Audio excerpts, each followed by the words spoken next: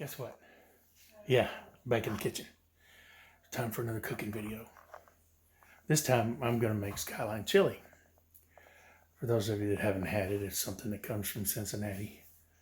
A Greek fellow opened a restaurant years and years ago, and they serve it over spaghetti. It's more of a meat sauce than really a chili, but it does have chili powder in it and some other chili ingredients. But I really like it. We serve it over pasta. So let's get to it.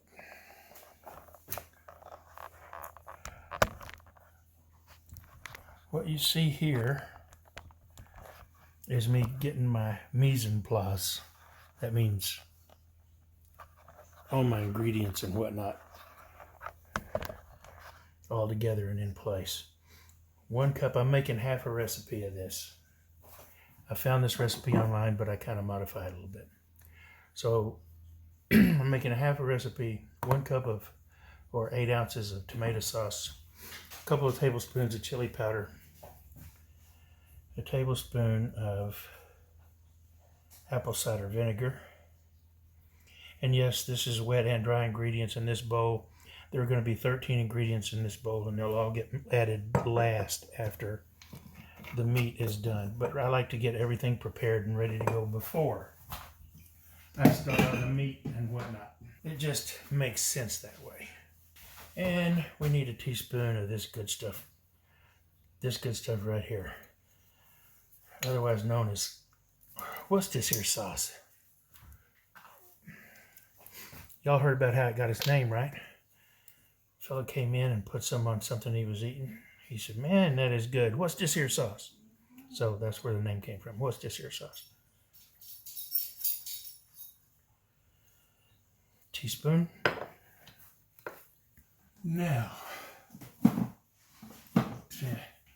to the chili powder and the Worcestershire sauce and the apple cider vinegar, we're going to add 1.5 tablespoons of dried unsweetened cocoa.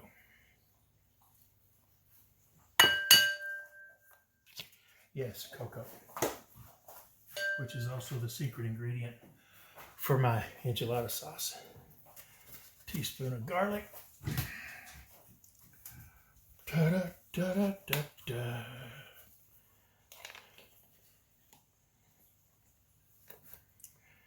Or maybe just a little more because I really like garlic.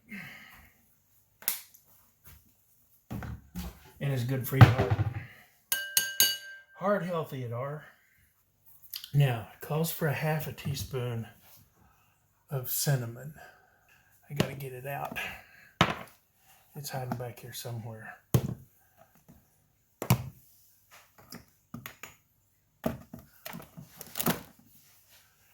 Roasted cinnamon right here. All right, calls for 1/2 teaspoon. I like a little more than that, so I'm going to put in about 3/4.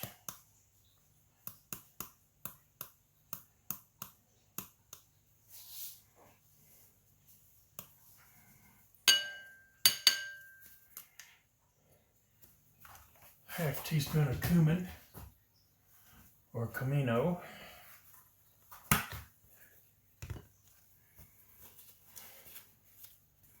And a little of this goes a long way.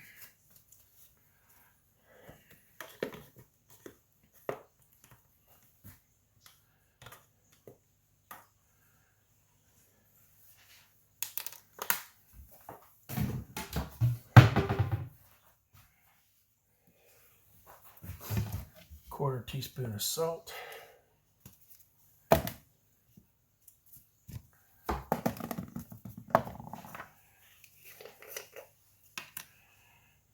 My fancy dancy measuring cup here.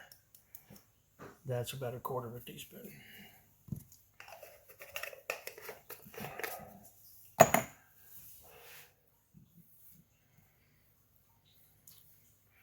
Quarter teaspoon of cayenne pepper.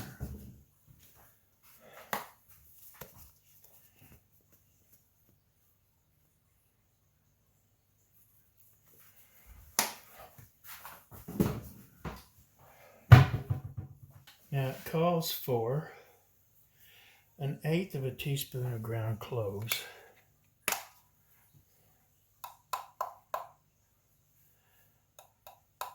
I like just a touch more because it's just yummy.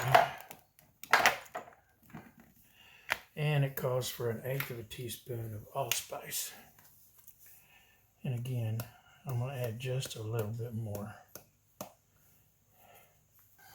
You could add some nutmeg if you wanted to, if you felt froggy. And 1 bay leaf. Now, we can get started frying the hamburger, and I'll be back. Okay, I'm browning this, and I added a 1/2 cup of dried minced onion. You can use a full cup of fresh onion if you wish. I don't have any chopped up and didn't want to take the time to do it, but I keep this on hand anyway. It takes about half as much as usual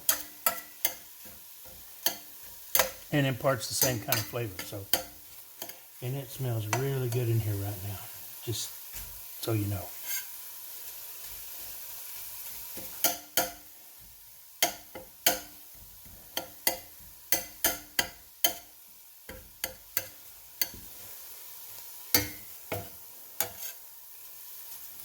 This was still a little bit frozen in the middle, which is why it's not chopping up and cooking the same as the other, but it won't be long now.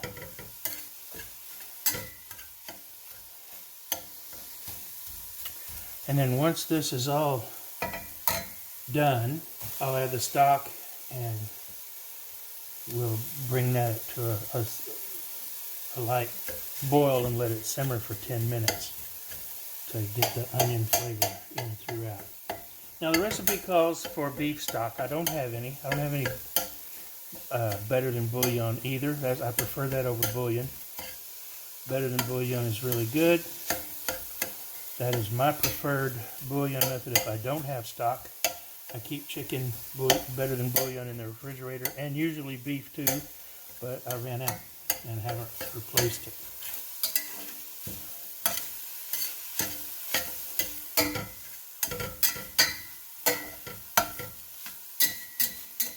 But if you don't have beef, you can substitute chicken stock, which is what I'm going to do.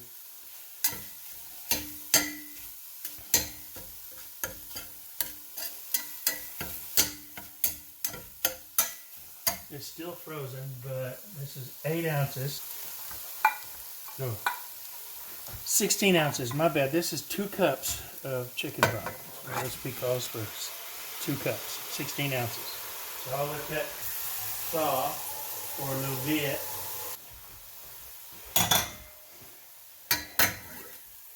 Scrape all these onions down in there.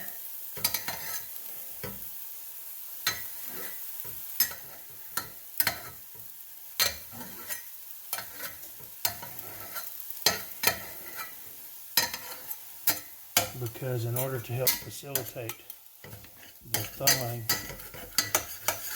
and the stock will also help deglaze the pan a little bit, which is what you want. You want all that goodie in there. So I'm going to put the lid on and leave it for a few minutes and come back and check on it. Now after this is at a light simmer or a light boil, and I simmer it for 10 minutes, then we'll come back and we'll add the rest of the ingredients. Okay, the stock is all melted. Now re-simmer for 10 minutes. Okay, it's been simmering an hour. It's been simmering 10 minutes. So we add our 8 ounces of tomato sauce.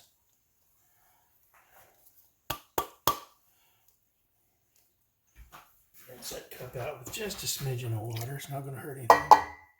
And the rest of our ingredients that have now caked into the bottom because I mixed the wet and the dry, because I'm stupid sometimes.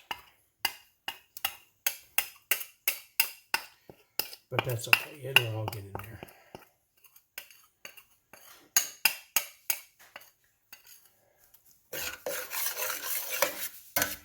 Now stir this all in really good, really well.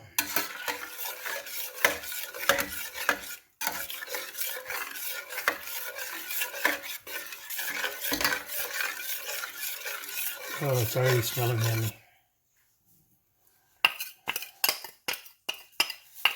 The clove and the allspice and the cinnamon.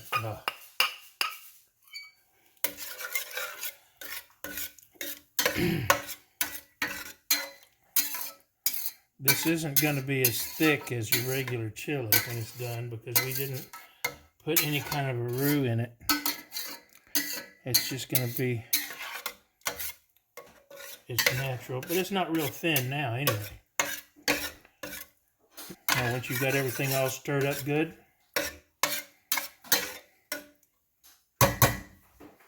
you set the timer and you let it simmer for an hour. Yes, an hour.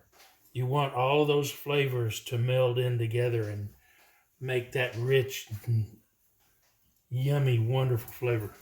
So after this has simmered an hour, I'll come back. I almost forgot something.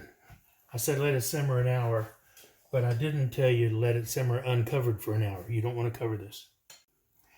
If it gets a little too thick on you like mine did, you can add half a cup or so of water and thin it out just a little bit because it's still got 33 minutes left to simmer, so it'll thicken up just a little bit more, but that's actually just about the right consistency.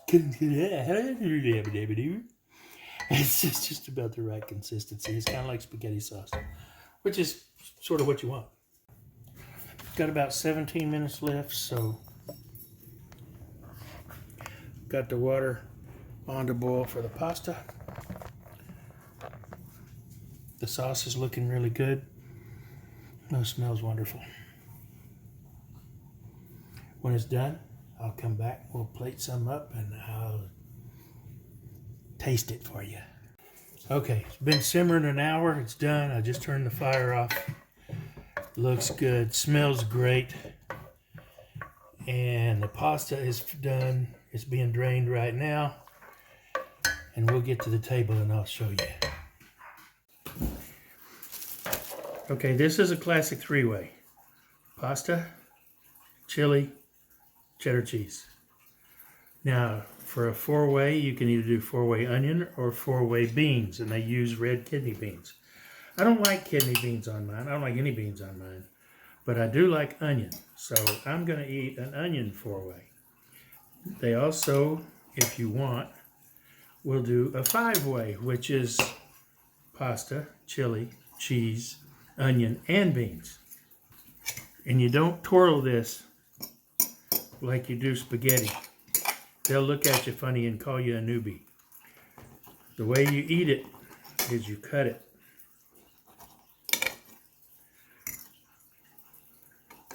Of course, if you're at home, you can probably eat it any way you want. So, how's it taste? Here's that forkful.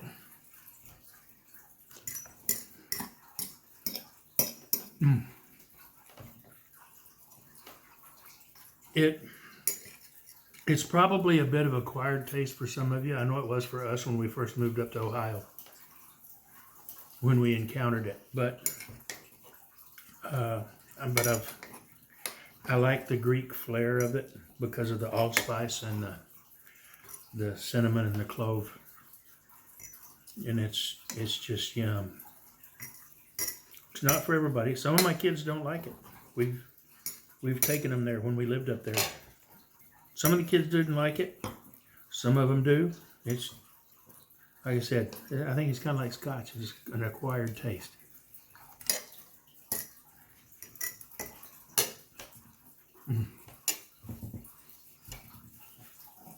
There's not enough chili powder in it to make it hot. Just enough cumin. Just enough allspice. Just enough clove. Again, I added a little more clove and a little more allspice because I like it. Not a whole lot, just a bit. But it's good stuff. So if you want to try it, follow the recipe. It's pretty good. Thanks for watching. I'm going to eat now. Oh, y'all come back and see us.